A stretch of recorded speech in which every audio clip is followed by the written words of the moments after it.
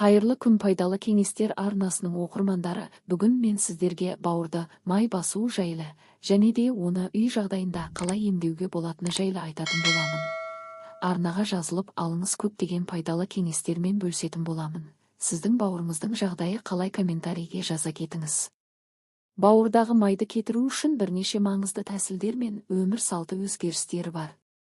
Бұл мәселені шешу үшін дәрігердің кеңесін алу маңызды, бірақ жалпы кеңестер мынадай.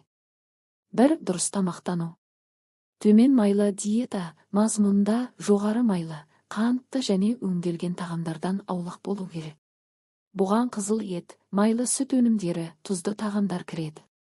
Көкөністер мен жемістер, қуатты антиоксиданттар мен талшықтарға бай тағамдар бауырдың денсаулығын жақсартады.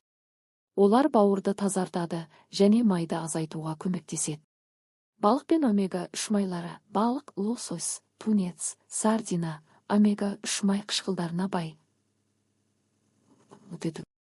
Қоңыр күріш пен дәнді дақылдар, олар талшыққа бай және майдың көбеюіне кедергі келтіреді.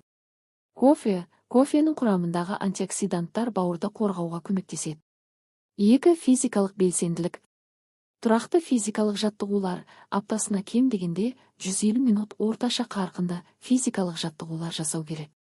Жүгіру, велосипедпен жүру, жүзу немесе күш жаттығулары бауырдағы майды азайтады. Салмақты жоғалту, салмақты біртіндеп жоғалту, аптасына 0,5-1 кг бауырдағы майды азайтуға көмектеседі. 3. Денсаулыққа пайдалы ішімдіктер, су ішуді көбейту, күніне 2-5 литр су ішу бауырдың жұмысын жақсартады және токсиндерді шығарады. Жасыл шай құрамындағы катехиндер бауырдың майын азайтуға және қабынуды төмендетуге көмектеседі. 4. Алкогольді шектеу. Алкогольді тұтынуды шектеу немесе толығымен тоқтату. Алкоголь бауырдың майлы ауруына себеп болуы мүмкін, сондықтан оны шектеу маңызды. 5. Дәрі-дәрмектер мен қоспалар. Бауырды қорғайтын қоспалар, әр түрлі өсімдік қоспалары, мысалы, сүт шөбі, артишок, бауырдың майын азайтуға көмектеседі. Витаминдер мен минералдар, Д витамині және антиоксиданттар бауырдың денсаулығын жақсартады. 6. Жүйелі медициналық бақылау. Бауырдағы майды азайту үшін дәрігермен кеңесіп, тиісті тексерулерден өту керек. Егер қажет болса, дәрігер майлы бауыр ауруына байланысты арнайы ем тағайындай алады. Қорытынды. Бауырдағы майды азайту үшін дұрыс тамақтану, физикалық белсенділік және салауатты өмір салтын сақтау қажет.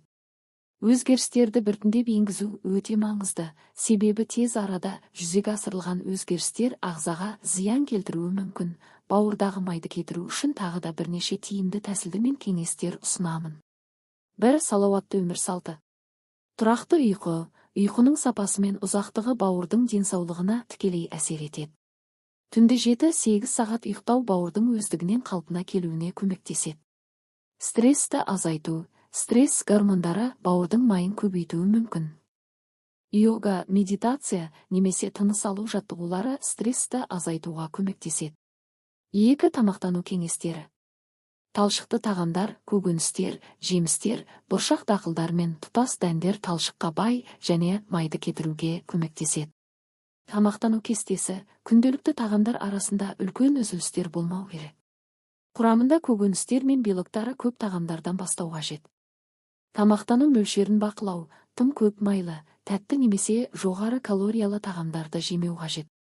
Бұл бауырдың майлануын азайтуға көмектеседі. 3. Дұрыс гидратация. Таза су ішуді ұмытпаңыз. Суды көп ішудің арқасында денедегі токсиндер шығарылады, ал бауырдың жұмысын жеңілдетеді. Салқын лимонды су, таңертең аш қарынға лимон қосылған су ішу ағзаны детоксикациялауға көмектеседі және бауырдың жұмысын жақсартады. 4. Физикалық белсенділік. Кардио жаттығулар, жүгіру, жүзу, велосипед тебу сияқты кардио жаттығулары бауырдағы майды азайтуға үлкен көмек береді. Бұл жаттығулар қан айналымын жақсартып, майдың жиналуын болдырмайды. Мысалы, гантельдермен жұмыс жасау дененің метаболизмін жеделдетеді және майды жақсартуға ықпал етеді. 5. Табиғи емдік әдістер. Сүт шөбі, бұл өсімдік бауырды қорғайды және оның майын азайтады. Оны капсула түрінде немесе шай ретінде қолдануға болады. Артишок бұл өсімдік бауырды тазартуға көмектеседі және майды төмендетеді. Қыша тұқымында бауырды қорғауға және майды азайтуға көмектесетін антиоксиданттар бар. 6. Алкоголь мен зиянды әдеттерді шектеу. Алкогольден аулақ болу, алкогольді шектеу немесе толық тоқтату бауырдағы майды азайтуға мүмкіндік береді. Темекі шегуден бас тарту. Темекі шегу бауырдың қызметін нашарлатып, оның майлануына ықпал етеді. 7. Бауырдың жұмысын жақсартатын қоспалар. Омега-3 май қышқылдары. Омега-3 май қышқылдары бауырдағы қабынуды азайтып жиналуын бұл. Олар майлы балықтарда, жаңғақтарда, тұқымдарда кездеседі. Витамин. Бұл витамин бауырдың қорғаныш функциясын күшейтеді және майдың жинақталуына қарсы көмектеседі. 8. Қандағы қант деңгейін бақылау.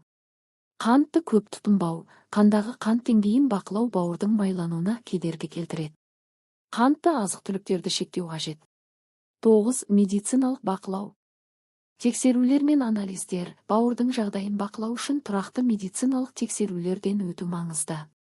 Әсіресе егер сізде диабет, жоғары қан қысымы немесе артық салмақ сияқты мәселелер болса, дәрігермен кеңесіңіз. Қорытынды.